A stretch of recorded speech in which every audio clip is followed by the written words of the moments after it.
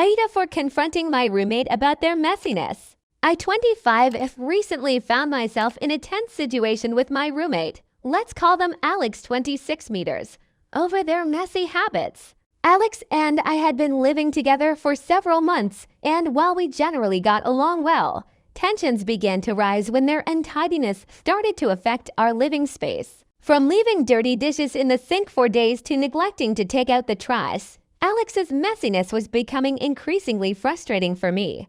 I tried to address the issue diplomatically at first, gently reminding them to clean up after themselves and pitching in with household chores to maintain a clean environment.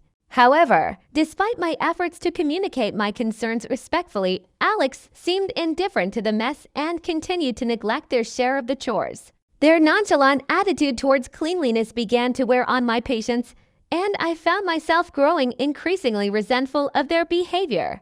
One day, after coming home to yet another sink full of dirty dishes and overflowing trash bins, I reached my breaking point. Frustrated and fed up with constantly cleaning up after Alex, I decided to confront them about their messy habits once and for all. I approached Alex and calmly expressed my frustration, explaining how their untidiness was impacting our living situation and causing unnecessary stress for both of us. I tried to be firm yet understanding, emphasizing the importance of mutual respect and consideration in a shared living space. To my surprise, Alex reacted defensively and dismissed my concerns, claiming that I was overreacting and making a big deal out of nothing. They argued that cleanliness wasn't a top priority for them and accused me of being overly controlling and nitpicky about the state of our apartment. Feeling hurt and invalidated by Alex's response, I stood my ground and reiterated the importance of maintaining a clean and hygienic living environment for both of us. I tried to emphasize that my intention wasn't to control them, but rather to find a compromise that worked for both of our lifestyles. Despite my efforts to resolve the conflict peacefully, the conversation only escalated into a heated argument, with both of us exchanging harsh words and accusations. In the end, we reached an impasse, unable to find common ground or come to a resolution about the issue. Now, I'm left questioning whether I was the asshole for confronting my roommate about their messiness. While I believe my concerns were valid and justified, I can't help but wonder if I could have handled this situation differently and avoided the conflict altogether. Let's get to the comments. You're not the asshole here. It's perfectly reasonable to address concerns about cleanliness in a shared living space, especially when it's affecting your comfort and well-being. You approach Alex calmly and respectfully, trying to find a solution that works for both of you. Their dismissive and defensive reaction doesn't excuse their neglectful behavior. However, it's important to reflect on whether there could have been a more effective way to communicate your concerns without escalating the situation into a heated argument. Perhaps finding a neutral time to discuss the issue or suggesting specific solutions could have helped facilitate a more constructive conversation. Overall, though, standing up for your needs and boundaries doesn't make you the asshole in this scenario. Next comment. You are definitely not the asshole for confronting your roommate about their messiness. Living together requires mutual respect and consideration for each other's living standards, and it's perfectly reasonable to address issues that affect your shared living space. Your concerns about cleanliness and hygiene are valid, and it's important for your roommate to understand the impact of their actions on both of your living conditions. Your approach to calmly express your frustration and emphasize the importance of maintaining a clean environment was appropriate and mature. It's understandable that you reached your breaking point after trying to address the issue diplomatically and being met with defensiveness and dismissal from your roommate. It's essential for roommates to be able to communicate openly and address conflicts constructively, even if it means having difficult conversations. While the conversation escalated into a heated argument, it's important to recognize that conflicts are a natural part of living together, and it's okay to express your feelings and stand up for your needs. Moving forward, you may want to consider finding a compromise or setting clear boundaries to prevent future conflicts and ensure a more harmonious living environment. Next story. AITA for cutting off contact with my toxic family. I 30F found myself grappling with a difficult decision regarding my relationship with my family. Growing up, my family dynamic was fraught with tension, emotional manipulation, and verbal abuse. Despite the toxicity, I tried to maintain a semblance of connection with them, hoping that things would improve over time. However, as I got older, I realized that the toxic patterns within my family remained unchanged. Every interaction left me feeling drained, invalidated, and emotionally exhausted.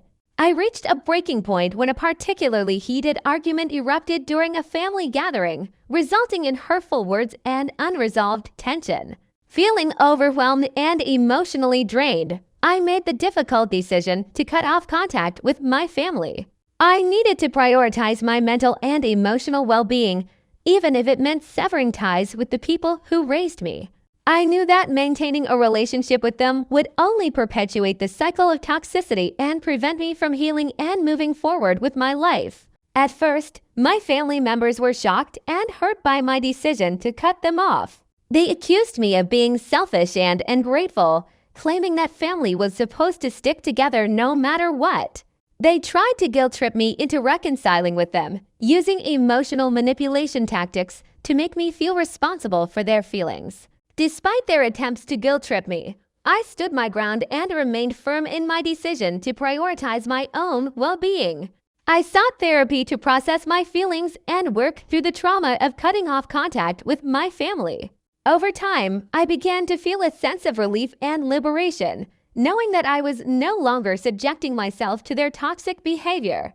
However, as time passed, I couldn't shake off the feeling of guilt for cutting off contact with my family. I questioned whether I was being too harsh or unforgiving, especially when considering societal expectations about family loyalty and forgiveness. Now, I'm left questioning whether I was the asshole for cutting off contact with my toxic family, or if it was a necessary step towards reclaiming my mental and emotional well-being. Let's get to the comments.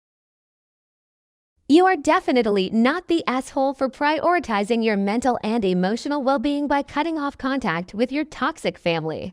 It takes a lot of courage and strength to recognize when a relationship is harmful and to take steps to protect yourself from further harm.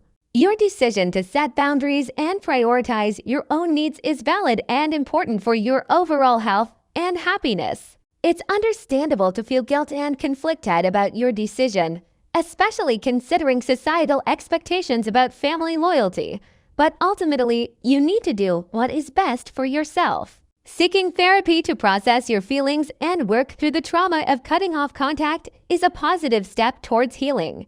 Your family's attempts to guilt-trip you into reconciling with them through emotional manipulation only further validate your decision to distance yourself from their toxicity. It's important to remember that you are not responsible for their feelings or actions, and you have every right to prioritize your own well-being. Trust yourself and the boundaries you've set, and know that you deserve to be surrounded by love and support that uplifts and empowers you. Next comment. You are absolutely not the asshole for cutting off contact with your toxic family. Your decision to prioritize your mental and emotional well-being is valid and important. It takes a lot of courage to recognize and address toxic relationships, especially when they involve family members. It's clear that maintaining a relationship with your family was detrimental to your mental health and emotional stability. No one should have to endure emotional manipulation, verbal abuse, or any form of toxicity from their loved ones. Your decision to prioritize your own well-being and distance yourself from those toxic dynamics is a brave and necessary step towards healing and moving forward with your life. It's understandable to feel guilty about cutting off contact with your family, especially when societal expectations often emphasize the importance of family loyalty. However, it's essential to prioritize your own health and happiness above societal norms or familial obligations. You deserve to surround yourself with people who uplift and support you, rather than drain you emotionally. Seeking therapy to process your feelings and work through the trauma of cutting off contact with your family is a positive step towards healing. Remember that you are not alone, And there are supportive resources and communities available to help you navigate this difficult journey. In conclusion, you are not the asshole for prioritizing your well-being and choosing to distance yourself from toxic family members. Your decision is valid, and you deserve to live a life free from toxicity and emotional harm.